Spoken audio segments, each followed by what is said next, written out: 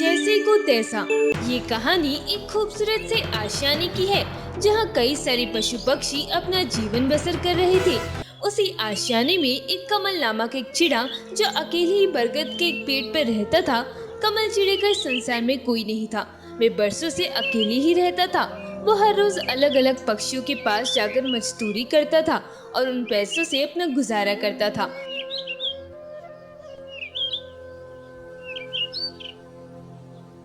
उसी आशियाने में एक ताना कौवा रहता था जो बेहद अमीर और उसके पास आम का एक बाग था जिसमें कई सारे आम के पेड़ थे और उसके पास जो मजदूर पक्षी काम करने आते थे।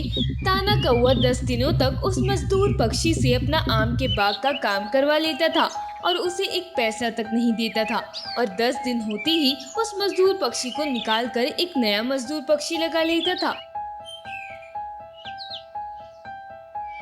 इसी तरह उसने अब तक कई पक्षियों से मुफ्त में काम करवा कर अपने बाग को हरा भरा कर दिया था। एक दिन कमल चिड़ा उड़ते हुए उसी आम के बाग के पास से गुजर रहा था। अरे वाह, इस बाग में तो कितने सारे आम के पेड़ हैं और इन पेड़ों पर कितने अच्छे अच्छे आम लगे हैं। काश मेरे पास भी एक ऐसा आम का बाग होता। कमल चिड़ा उस बाग को घूरे जा रहा था, तभी ताना कौवा उसके पास आता है। अरे कौन हो भाई, क्यों मेरे बाग को इस तरह घूर रहे हो? कहीं मेरे आम चुराने का तो इरादा नहीं है ना? अरे नहीं नहीं मालिक, मैं तो बस देख रहा था। आपका आम का बाग वाकई में बहुत खूबसूरत है। मैंने ऐसा खूबसूरत बाग कभी नहीं देखा। अरे चिड़े भाई, क्या कार्य करते हो आप? कुछ नहीं मालिक, बस हर रोज काम की तलाश में निकलता हूँ और जो काम मिलता है वो कर लेता हूँ। ये चिड़ा बहुत मेहनती लगता है, ये मेरे बहुत काम आ सकता है। मैं इसे अपने आम के बाग में रख लेता हूँ, इससे तो मुझे बहुत मुनाफा होगा। अरे चिड़े भाई, मुझे कब से एक मजदूर पक्षी की तलाश है जो मेरे आम के बाग की अच्छे से देख रेख कर सके, आम के पेड़ों को दिन रात पानी डाल सके, उनके ऊपर की गंध साफ कर सके। क्या तुम ये कार्य करोगे? बदले में मैं तुम्हें काफी सारे पैसे दूंगा। अरे वाह, ये तो बहुत ही अच्छा काम है।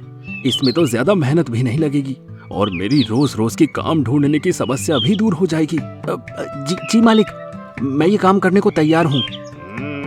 अच्छा तो चिड़े भाई, आप आज से काम करना शुरू कर दीजिए।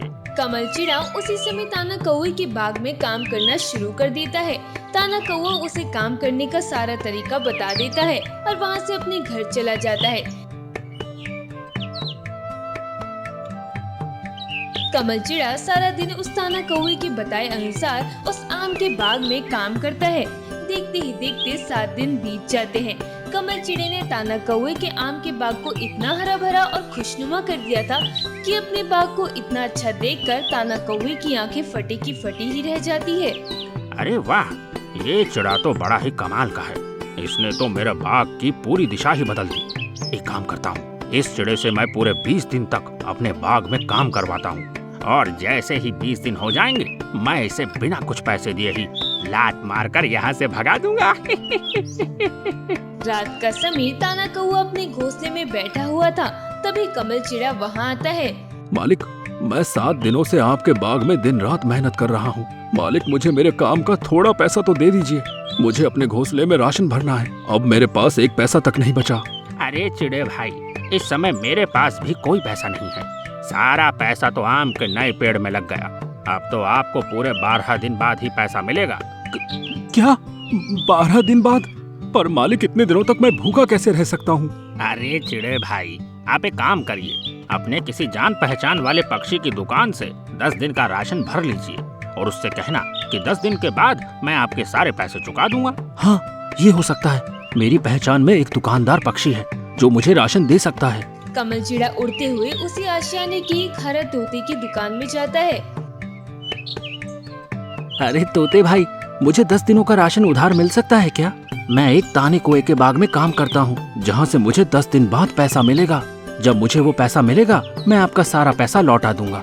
हरा तोता जैसे ही उस ताना कौवे का नाम सुनता है वो गुस्से से आग बबूला हो जाता है।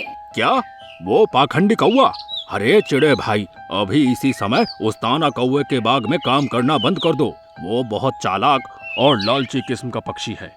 उसने अब तक इस जंगल के कितने गरीब मजदूर पक्षियों से अपने बाग में काम करवा लिया है और उन्हें बिना पैसे दिए ही लात मारकर 10 दिन बाद वहाँ से भगा दिया है।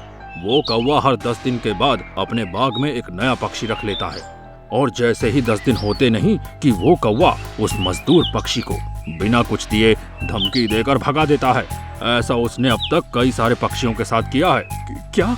मैंने तो उस कौवे के पास 8 दिन तक काम किया है। क्या वो मुझे भी मेरी मेहनत का पैसा नहीं देगा? नहीं देगा वो आपकी मेहनत का पैसा। देखना, जैसे ही आपके काम के दिन पूरे हो जाएंगे वो आपको लात मारकर धमकी देकर वहाँ से खाली हाथ भगा देगा।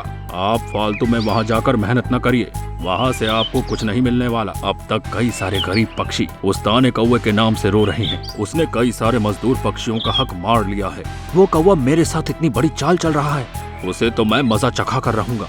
देखना, मैंने उसकी ही चाल उस पर न पलटी ना तो मेरा नाम भी कमल चिड़ा नहीं। कमल चिड़ा हरे तोते की पूरी बात सुनकर वहाँ से उड़कर चला जाता है।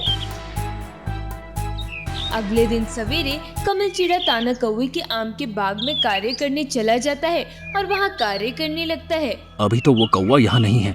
मैं जल्दी जल्दी इस पेड़ के आम तोड़ता हूँ और उनकी जगह नकली आम इस पेड़ पर लगा देता हूँ और इस पेड़ के आम को ले जाकर बाजार में बेचकर उन पैसों से अपना गुजारा करता हूँ।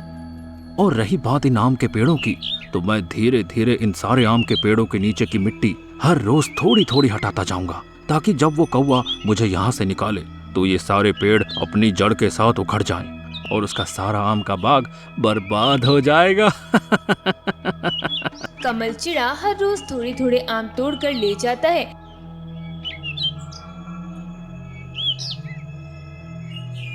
और उनकी जगह नकली आम उस पेड़ पर लटका देता था और हर रोज हर पेड़ के नीचे की थोड़ी थोड़ी मिट्टी निकालता जाता था, जिससे वो पेड़ एकदम से कमजोर हो जाता था। इसी तरह 12 दिन बीत जाते हैं। कमल चिड़े ने अब तक सारे आमों के पेड़ से आम तोड़कर बाजार में बेच दिए थे। अब उन पेड़ों पर केवल नकली आम लगे हुए थे और उनकी जड़ें भी बहुत कमजोर हो गई थी। अब कमल चिड़े का इस आम के बाग में आखिरी दिन था। ताना कौवा जब अपने बाग को देखता है, अरे वाह, मेरे आम के पेड़ों पर तो कितने सारे आम लगे हैं। अब मैं इन सारे आमों को आराम से बाजार में बेच सकता हूँ। अब इस चिड़े का मुझे कोई काम नहीं, इसे भी मैं अब लात मारकर यहाँ से भगा देता हूँ। ओए चिड़े, अब तेरा काम खत्म हो गया, चल भाग यहाँ से। मालिक, मुझे मेरे काम का पैसा तो दीजिए। मैंने आज तक किसी को पैसा दिया है जो तुझे दूंगा? चल भाग यहाँ से, वरना तुझे मार मार कर इसे आम के बाग में फेंक दूंगा। कमल चिड़ा और ताना कौवे के बीच बहुत बहस होती है। आखिरकार कमल चिड़ा वहाँ से निराश होकर चला जाता है। इधर ताना कौवा अपने आम तोड़ने जाता है, तभी वो सारे आम के पेड़ धड़ से जमीन पर गिर जाते हैं और जब ताना कौवा उन आमों को देखता है तो वो सारे आम नकली थे। अरे ये क्या, ये सारे आम तो नकली है और मेरे सारे पेड़ भी खराब हो गए। इसका मतलब इस चिड़े ने मुझे धोखा दिया। इसे कहते हैं जैसे को तैसा। ताना कौवा ज़ारों कतार रोने लगता है। इसे कहते हैं जैसे को तैसा।